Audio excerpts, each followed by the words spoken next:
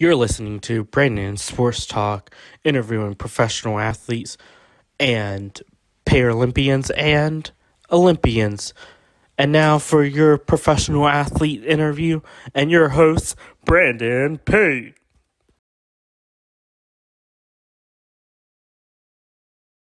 Welcome back to Brandon Sports Talk. In today's episode, I have the privilege and honor of interviewing the Harlem Globetrotters professional basketball entertainer, Mia Hopkins. How are you doing today? I'm good, Brandon. How are you? I'm doing good. Can you talk about how you knew that you wanted to get started in this journey of becoming a Harlem Globetrotter? It really just actually kind of happened for me. It was just in my cards. It happened out of the sky. I was actually training to play in the WNBA, and during that process, I had a tryout for the WNBA. I didn't make the team, and then I had a really bad injury.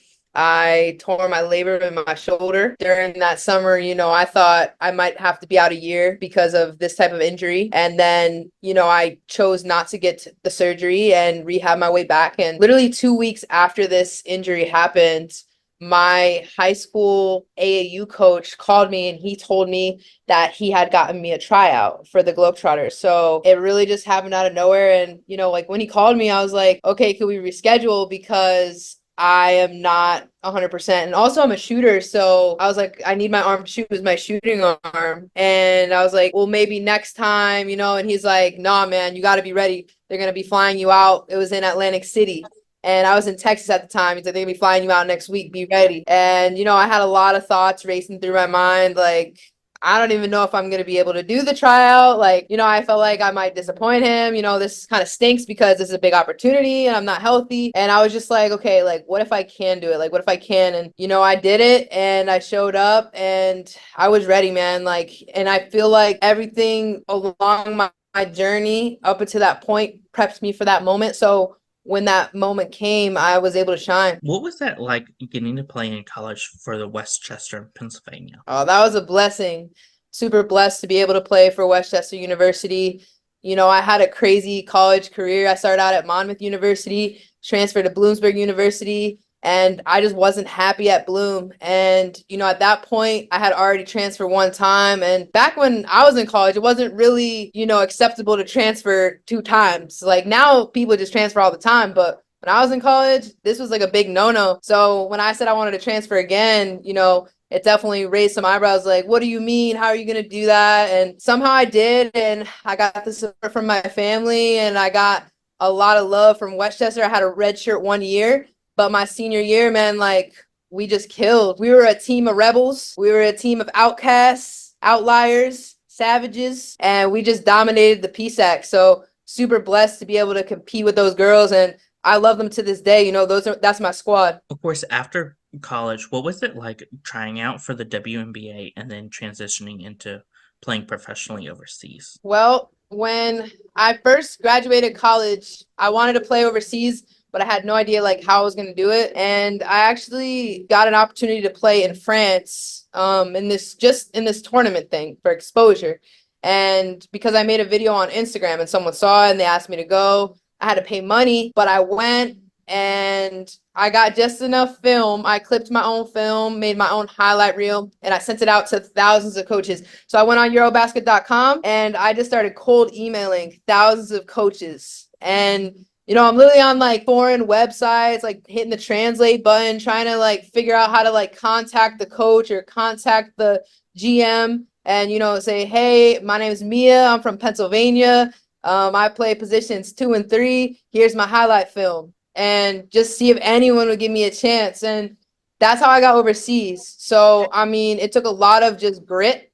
It took a lot of taking chances on myself, believing in myself. Yeah, that's really how it happened. And then I had a journey of ups and downs with that as well. Like, people say they want to be a pro basketball player, but there's a lot that comes with it, like there's a lot of ups and downs, there's a lot of tests, there's a lot of being away from your family. So I think you have to have that mental toughness going into it and knowing that, this is going to be a journey. It's not just I get from point A to point B nice and easy. There's always going to be some tests and some things you have to overcome along the way. So I think it's just having the awareness that this is going to be a journey, but also to embrace it and to enjoy it, because I also feel like sometimes you can get so caught up in the work, especially me in the beginning more so. Just wanted to be the best shooter I could be, spending hours in the gym and like not always enjoying it. But now I really enjoy it. Every day I get to wake up and chase my dreams still to this day. So, I'm running the race and I'm still running. So we good. How did you take your mental toughness from playing in professional basketball over to making the Harlem Globetrotters? So yeah, that's another thing too, because I'm very competitive, and I feel like for me, I had to kind of channel it in a different way with the Globetrotters and really focus on getting good at tricks. And learning tricks also helped me figure out that, like if I could almost perfect, because I don't think you can ever fully perfect, but if I can almost perfect, spinning the ball and wrapping it around and throwing it up and catching it, and I can do it 99 out of 100 times, and I do it every night in the circle, like then I could do that with my jump shot. I could do that with my 4-point shot. Like,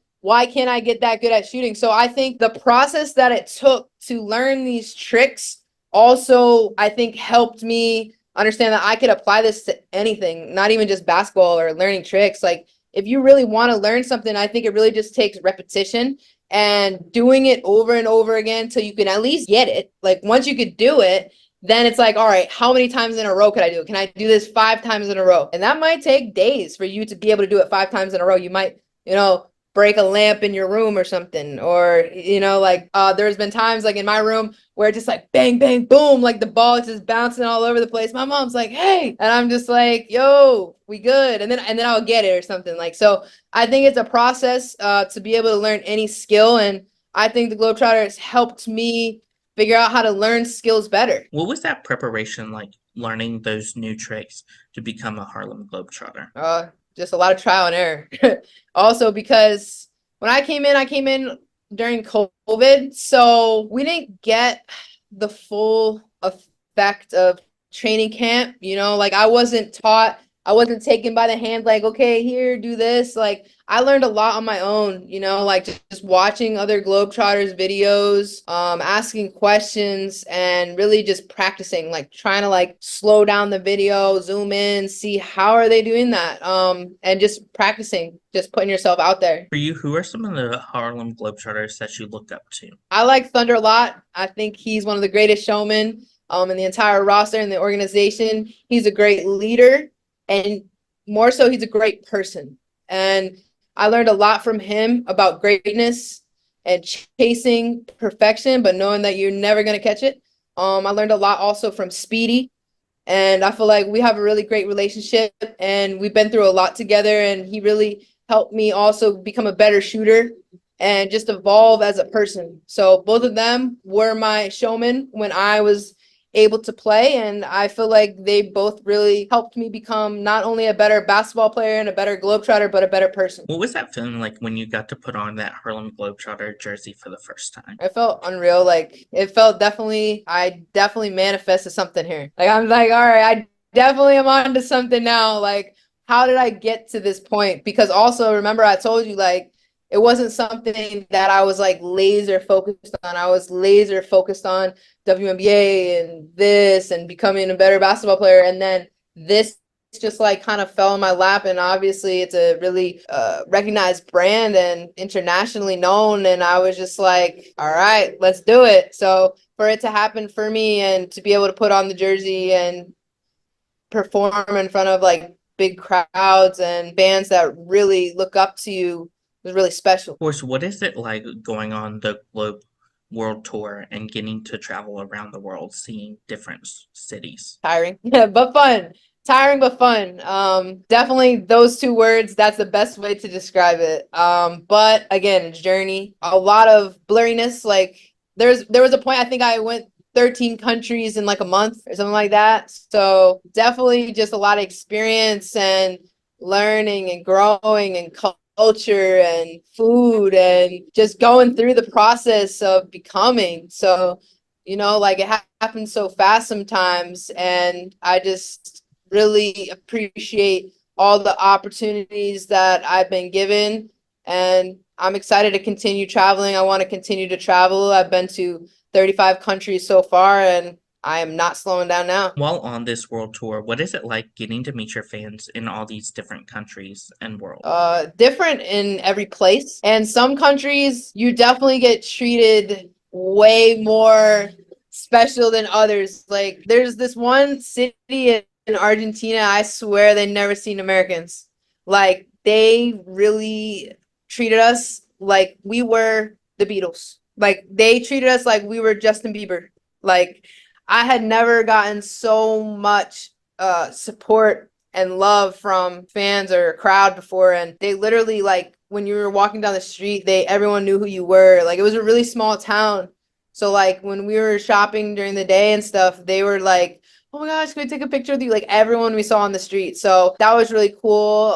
And then just like other places, Italy, Spain, France, you know, like when you pull up on the bus, just seeing all the fans like waving, or after the game like waiting for your autograph and just wanting to be near you and talk to you and be around you, like that's a really cool feeling, just to know that, you know, like I've made it this far and people just want to like get to know me or be around me and just be in my presence. That's pretty cool. Of course, how is that feeling like in the US, getting to meet your fans in these different cities? That's really cool too. And also like playing in front of my hometown, really special.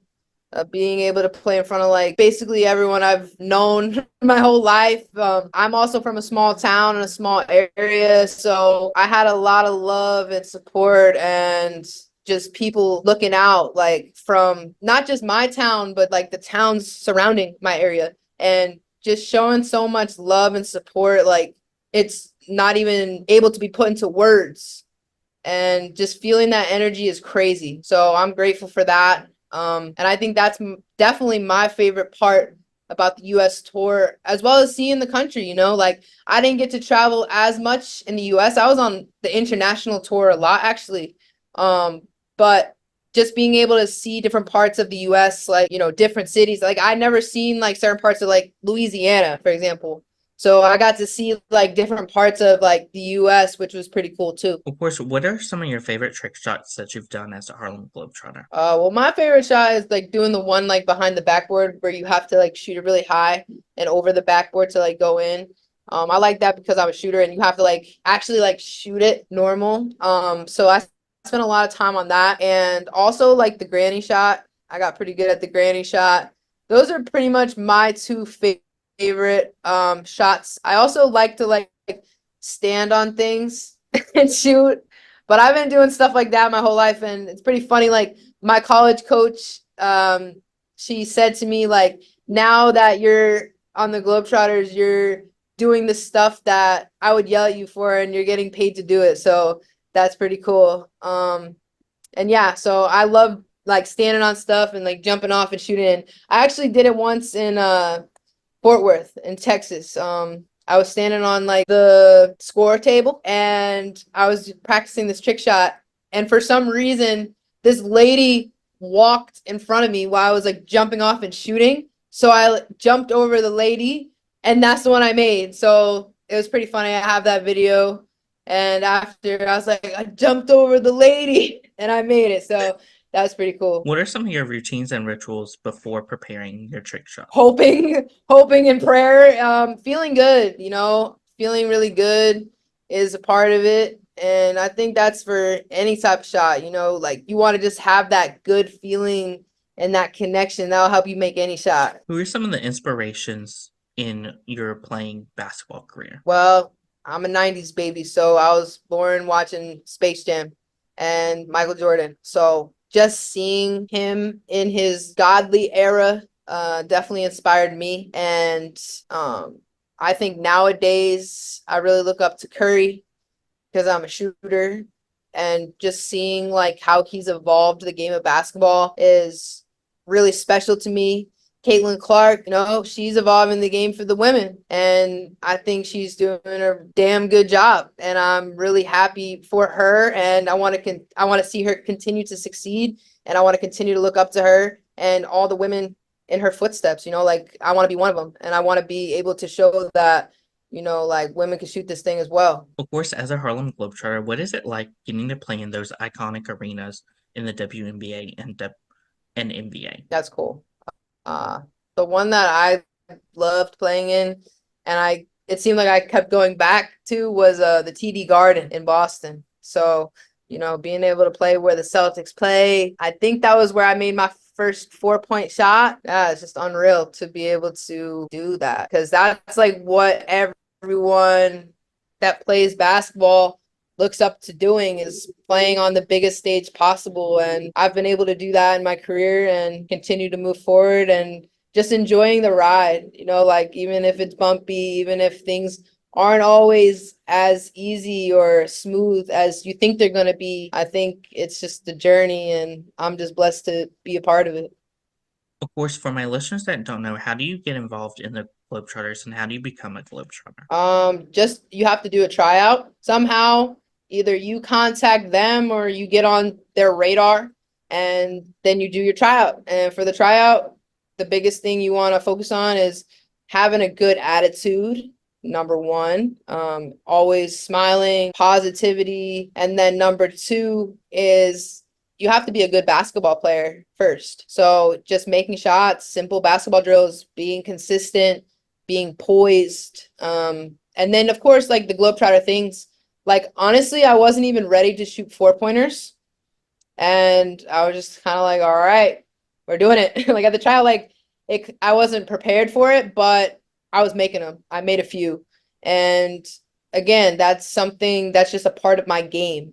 So I've been a long 3-point shooter. So I wasn't exactly ready to shoot a 4, but because of who I was and my path to this point, I was able to show up on the trial and make a couple 4s. So knowing the show, like knowing what Globetrotters do, like as a girl, you have to definitely throw an alley-oop. Some guys also have to throw a lob for an alley-oop, or if you're a dunker, then you definitely have to bring your best dunks, don't miss, and that's it. Those are the biggest things, being able to talk smoothly when they ask you questions at the end. If you get that far to an interview, you have to be able to be poised and talk clear, talk loud, talk direct, and yeah, that's the best advice I could give you.